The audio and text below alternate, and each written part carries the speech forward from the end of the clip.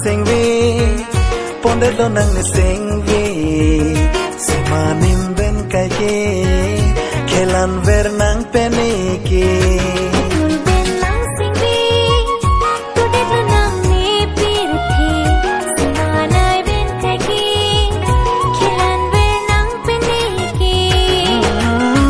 loti kang ting do sitame mon thiri simbon juji puke sakit lika cetong ranam ta dover epan kang hon sentu ben nang singvi ponde lo nang singvi semanim ben kai ke kelan ver nang peniki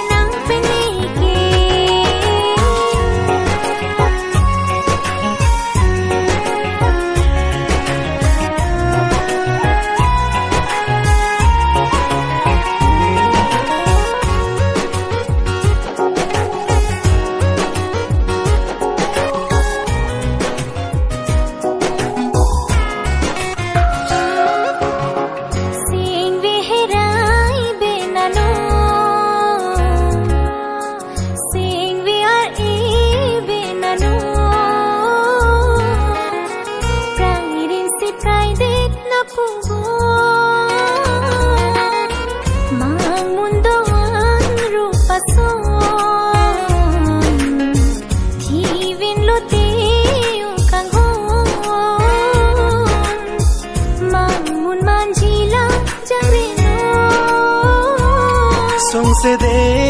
kang hon mang mon pleng ji along mang mon ang he manon rahi don ri along deng lo ni nang se me deng lo ni nang lam cha pa pleng vek ji ne kang hon nang mang mon sen tu ben nang seng vi sen karong do ana song rung khom seng vi alone binang de kang honano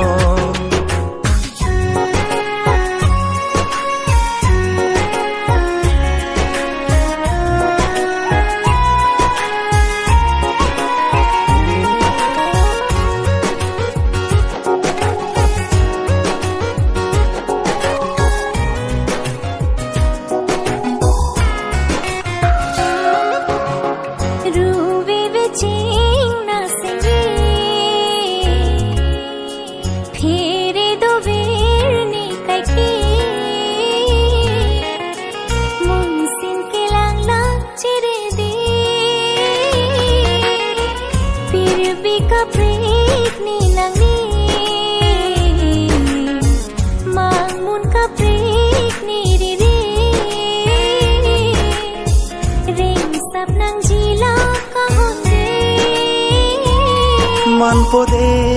kang hon reng sapom lin na son mun sin bong pleng lim non ko pai kang hon elong deng lo ni nang se mi deng lo ni nang lam cha rai kom vek ji ne itum akang hon sen tu ben nang sing vi ponde lo nang ne sing vi semanim ben kai ke kelan ver nang peniki